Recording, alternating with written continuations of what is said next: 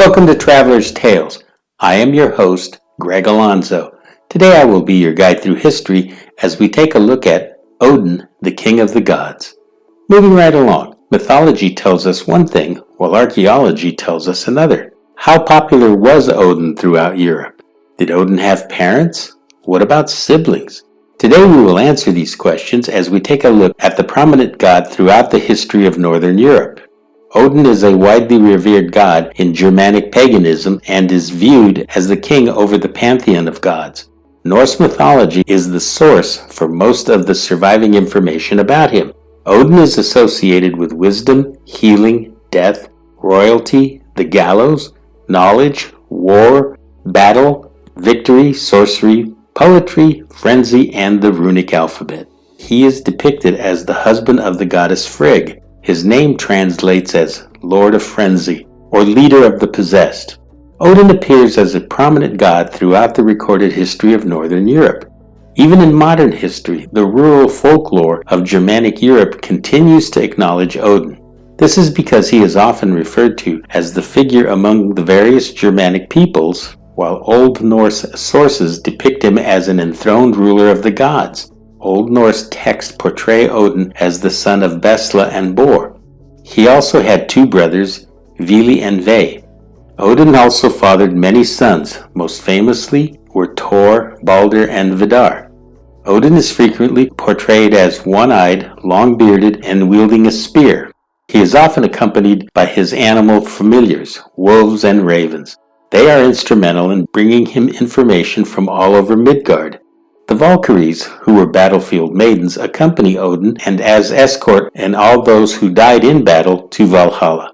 Thor, who is often incorrectly believed to be the god of war, in actuality, it is Odin who is very much associated with conflict, battles, and victory. Odin is fond of riding the eight-legged steed named Sleipnir, as they fly across the sky inspecting the 9 realms and eventually into the underworld. Odin also takes credit for the creation of the world and giving life to the first 2 humans, who were Oxer and Embla. Odin also provides humankind with knowledge of runic writing and poetry.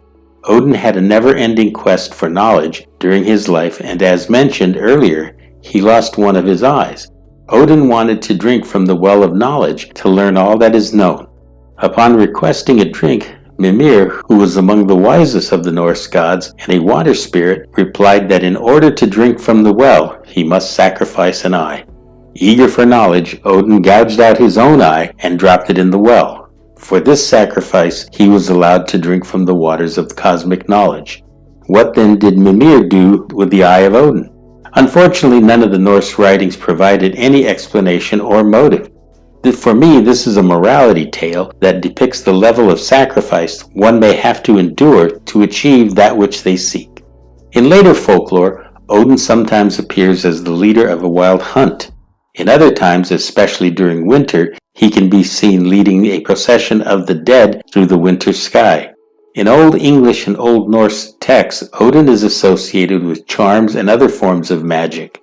The earliest records of the Germanic peoples were recorded by the Romans. Much of our modern interpretations of the Norse gods come from the writings of the Romans. To describe and categorize and depict the gods of other peoples, Romans used a method called interpretatio Romana. The Romans would look at the characteristics of foreign gods, perceive them to be similar to Roman deities, and identify them with their Roman counterpart. Perhaps this is a formidable reason of how and why the Romans could so easily adapt foreign deities into their own pantheon of gods.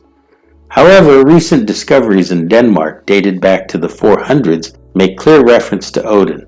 He is already seen as a mighty warrior and a god whom others follow. A favored tale is that of Odin slaying Worm. This is a serpent or a European winged dragon. Such a creature was seen as one of the most powerful on the material plane. In Norse mythology, this giant serpent is a spirit of destruction, chaos, darkness, and corruption. In essence, this creature is everything the pantheon of Norse gods oppose. We have learned that Odin was not only immensely wise, he was incredibly brave. Odin by far portrays the most varied characteristics of any of the gods. This is clearly demonstrated in a Norse prayer calling the Father God. Odin, all-favored lord of Aesir, god of war and father of wisdom, I call upon you, just as the ravens Hugin and Munin traverse the expanse of Midgard, returning to you with news of the world. May your wisdom fill my thoughts and guide my actions. This brings us to the end of Odin, the King of the Gods. Thank you for joining us for this edition of Traveler's Tales. Please like and subscribe to Traveler's Tales, and don't forget to hit the little bell icon to be notified each time we post new videos. Until we meet again at the crossroads of folklore and fact, Kartistos.